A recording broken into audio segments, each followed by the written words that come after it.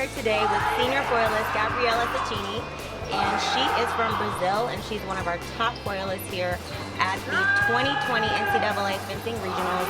She did qualify to the next round, so how do you feel knowing that you're going to the championship? I feel very relieved, to be honest, because this is a very stressful competition, and like I know how much everybody wants this and everybody wants to qualify, but I'm very happy that all the girls qualified for the NCAA, so that's great. Now we're cheering for the guys. So yeah, hopefully we'll have the 12 people for NCAA. And so how long have you been fencing, and at what age did you start? I've been fencing since I was 8, so it's like 14 years at this point. Now I'm 22, almost 23, kind of old. So yeah, it's been a big chunk of my life. And what do you love about the sport so much, and why did you choose fencing and not any other sport like volleyball? Just because I'm tall. Yeah, no, actually volleyball is a sport of my family. Everybody plays volleyball in my family. I mean, in Brazil. Yeah, in Brazil too, and soccer. But for me, what I like about fencing is even if you fence the same person 10 times in the same day, it's always going to be different. So it's always about challenging and about playing the opponent and being all this mental game. So I think that's what I love the most about it. It never gets boring, you know? It's every game you have to give your 100%, and I don't know, it's always different. And why do they say that the foilist is the most technical one out of the 3 disciplines? I mean, I'm very biased, I know, so because I'm a foilist. So I think it's because foil you have both the priority aspect, which saber also has, but you also have to touch with your point. Which saber, which is the third weapon, you can touch with the side of the blade. In foil you can only touch with the point. So you kind of have the best of both worlds, you know. You have to have all the tactic aspect, but also be very technical. Wow. You placed 3rd at the Cadet World Championship in 2013. What kind of qualifications, or what did it take for you to even place there, and how can somebody who wants to get to that level, what advice would you give them? They're going to need to have these 3 things, or Oh, okay, so this was 2013. Was very crazy for me. All of this, I never expected to medal in a World Championships, which is the biggest championship of the year for somebody that. This is the medal that I got was under 17. So it was the best competition of the year for anybody that's under 17 years. So I don't know, it was very crazy for me. I never expected it. And I don't know, I think for you to be a good fencer, you have to, first of all, you have to really want it. You have to have a lot of will, you know, and just work a lot, to be honest. I spend a lot of time in the fencing gym. And fencing is the game of chess. It's a mental game too. Yeah. So, how do you know when to make that, as a foilist, how do you know, because you're not really trying to read that other person's mind, but more so have mind control? Yeah, no, I think that's the best thing for me about fencing, which is you have to always think ahead. So if you do this, so that the opponent does that, and then you do that, you know, it's always thinking many actions ahead. So you can have to set your action and prepare it a lot. That's how we say a lot to especially when I'm cheering for somebody else. I'm always oh, set your action, prepare action, because you cannot just do something because you're gonna touch, because your opponent is gonna be ready.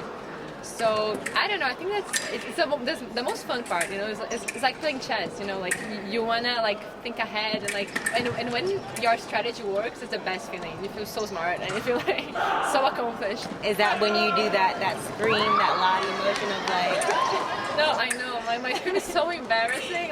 Every time I see my videos, I'm oh my God, Gabriela, why? No, it's okay. No, it's really nice to see passion, the level of passion in this sport. Because I don't think people realize how combative it is and how emotional it is. But it is a thrill, right? What about when you miss a target or you hit the wrong? So frustrating, yeah. Because you have both words, you know. At the same time, it's so nice when you're able to set your action and touch. But at the same time, when you do all of this, but then your opponent tricked you, that's the worst feeling. You're oh my God, you feel so frustrated. But it's kind of funny because every time my friends go watch me for the first time, they have no idea how loud fencing is. I think a lot of people have the impression that fencing is just very calm sport, but no, it's very wild sometimes. Yeah. For women, do you think it's more of a male-dominated sport, or it's equal, or do you think it's been trailblazing for women? More women are joining fencing, or? I think it's traditionally a more male-dominated sport. For example, saber, which is one of the 3 weapons only joined the Olympics, if I'm not wrong, in 2004.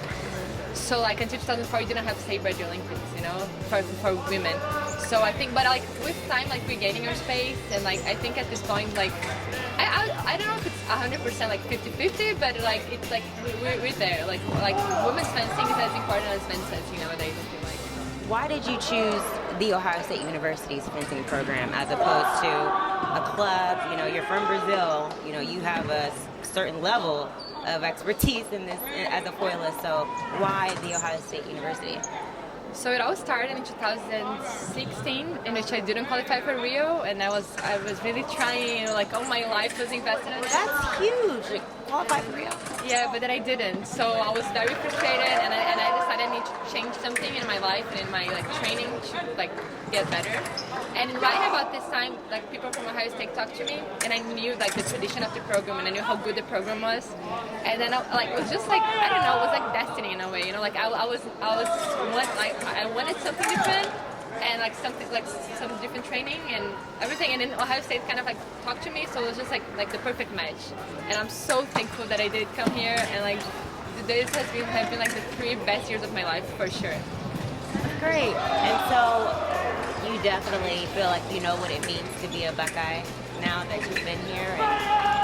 And if you do, what do you think it means to be a Buckeye? Yes, so that's a funny question, because in the beginning, because here everybody's so passionate about like Ohio State and everything, and I don't think I understood that in the beginning, you know. For example, after every workout, we used to do like, oh, AJO, and then I would be like not super calm, I would be kind of awkward about it. But now, and I'm like the person like leading it, you know. So I think like really gets to you, because I can see all these passionate people working a lot, and like all the structure university has, you know. And I don't know, like it's like very involving. You cannot like not be a part of it, you know. So it's just like I don't know, like I'm so thankful that like I'm screaming all like super loud. Just I think it's a lot about passion and about like working and like being respectful to the others too, because also which is what I like about like fencing, collegiate fencing, is it's a team sport in a way, and I've been fencing all my life, like an individual sport, and now it's so nice to see fencing as a team sport as well, you know. I'm a double major in economics and political sciences, and I'm a minor in world literatures. So it's been a like I changed majors a lot, and now I'm finally graduating with these set of majors and minors, and I'm very like happy with it. What do you want to ultimately do with that? Like, if you know your dream job with your degree, what would you ultimately want to do? Keep like doing like academic research. For the moment, like I wanted like to do a master's and like maybe go to a PhD. But I think like my main goal would be to work for an international organization, something like the World Bank or like the UN, so that like fighting equality worldwide. I guess that would be my main goal. I have my foil coach, which is Elvis Gregory, which is like a multi-medalist in Olympics. He was an amazing athlete. He's an amazing coach, and I'm so happy we can work with him. Even if like he arrived in Ohio State, I think in November last year.